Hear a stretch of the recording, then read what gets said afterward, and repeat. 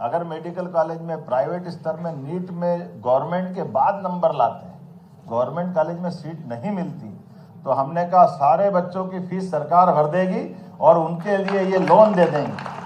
70-80 लाख 1 करोड़ 5 साल में लगता है, तो ये हमारी तरफ से लोन दे देंगे और बाद में जब डॉक्टर बने के निकलेंगे तो 4-5 साल हमारी सरकारी नौकरी कर लेंगे, हमारा पैसा हमारे पास, वो डॉक्टर बन के अपने घर के पास।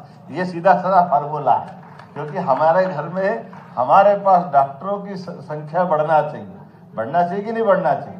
तो अपने यहाँ पूरे क्षेत्र के अंदर जितने मेडिकल कॉलेज हो रहे हैं सबको लोन दे करके, इसमें माननीय मोदी जी का फंडा भी साथ कि हम अपने लोगों को सक्षम बनाना चाहते हैं, लेकिन सक्षम में हमारी उसकी वित्तीय व्यवस्था का भी पारदर्शी तरीके से, और केवल मेडिकल नहीं, हर क्षेत्र के अंदर अगर आप रोजगार देने वाली इंडस्ट्री में आप खड़ा करना चाहते हैं, उदाहरण के लिए हमारी रेडीमेड गारमेंट्स की इंडस्ट्री में कोई इंडस्ट्री लगाना चाहता है और 2000-4000 लेबर को काम देता है, तो प्रति लेबर 5000 रुपये महीना सरकार इंडस्ट्री वालों को देगी। इसमें इंडस्ट्री भी उनकी, इंडस्ट्री की कमाई भी उनकी, उससे निर्यात करना, अपने प्रदेश में खपाना, देश में खपाना, ये भी काम उनका।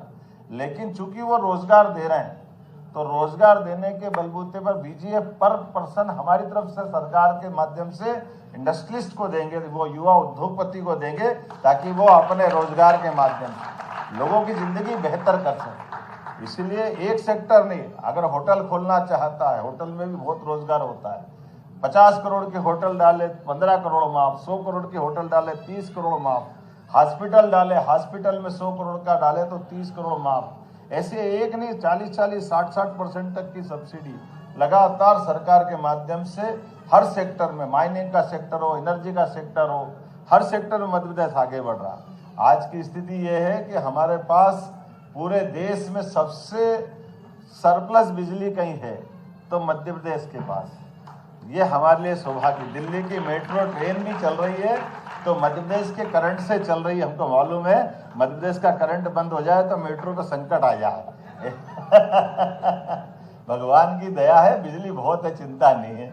लेकिन ये मान के चलो, जो बिजली दे रहे तो बिजली की दर भी कम दे रहे हैं। सबसे कम दर पर रिन्यूएबल एनर्जी कोई राज्य दे रहा है तो 2 रुपये 10 पैसे में हमारी राज्य के द्वारा देश को सप्लाई करने का काम हमारे द्वारा किया जा रहा है। थर्मल पावर इंडस्ट्री के माध्यम से भी 5 रुपया 10 पैसे का भाव, आमतौर पर बिहार से लेकर सारे राज्यों ने जब रेट निकाले तो उनके रेट ज़्यादा है, लेकिन हमारे यहाँ अपनी माइनिंग सेक्टर में भी सबसे ज़्यादा गति से माइनिंग सेक्टर के अंदर अपने भारत सरकार की गाइडेंस में सबसे अच्छे ढंग से रोजगार दिलाने के लिए सभी क्षेत्रों में।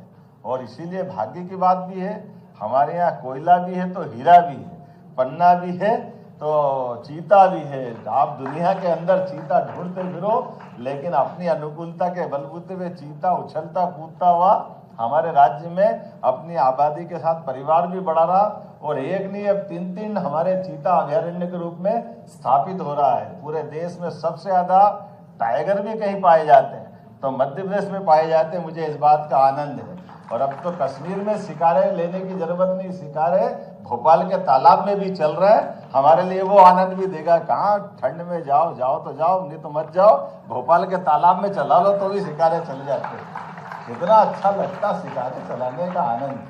आप घूमते घामते शिकारे में चाय पीना हो, कोई सामान खरीदना हो, प्राकृतिक आजकल सब्जी भाजी भी वहीं मिल जाती है।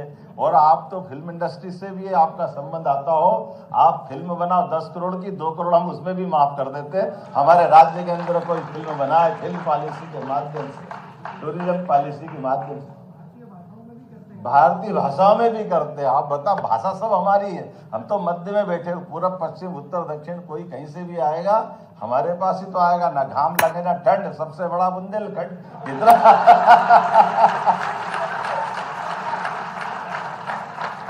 इतना आनंद आता है। कहाँ से जाते हैं, क्या करते हैं, बताओ आप। आज के इस अवसर पर मैं बहुत देर तक बोल सकता हूँ, लेकिन आपको सबको देख के आनंद आ गया, लगा दिल्ली सफल हो गई है, मजा आ गया अपना आज की यात्रा, आपका बैनर देख करके। तो मैं आज के इस अवसर पर ये जो आयोजन कर रही समिति, उससे मैंने पूछा कि आपका प्रबंधन क्या है, कैसे क्या करा, तो उन्होंने कहा हमने मिलजुल के व्यवस्था कर ली।